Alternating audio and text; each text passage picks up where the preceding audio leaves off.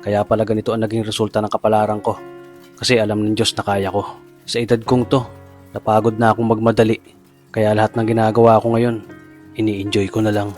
Siguro sa dami na rin ng aking pinagdaanan, napagtanto ko na ang buhay ay mas malawak at mas mahiwaga pa sa mga problemang dumarating sa buhay natin.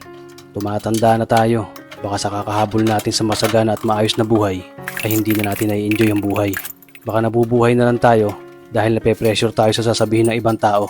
Marami na rin akong mga naging maling desisyon sa buhay, pero lahat yun nagsilbing aral sa akin at natuto ako sa mga pagkakamali ko. May mga taong sobra nating mamahalin at bibigyan ng halaga, pero ibabalik lang sa atin ay kabiguan at matinding trauma. Kaya wag nating lilingunin ng mga taong tulad nila dahil mas payapa kapag hindi ka na interesadong malaman pa kung ano pang balita sa kanila. At wag mong idepende ang sarili mo sa kahit kanino.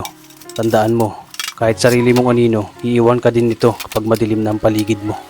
Kailangan natin matutunan na huwag ikumpara ang sarili natin sa iba dahil hindi natin laban ang laban nila. Karera mo to, di nila karera.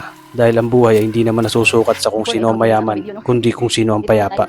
Kaya galingan mo lang palagi tol dahil napakaraming tao mapanghusga, hihilahin ka pababa. At lagi mo tong tatandaan na makakatanggap ka lang ng papuri mula sa kanila kapag patay ka na.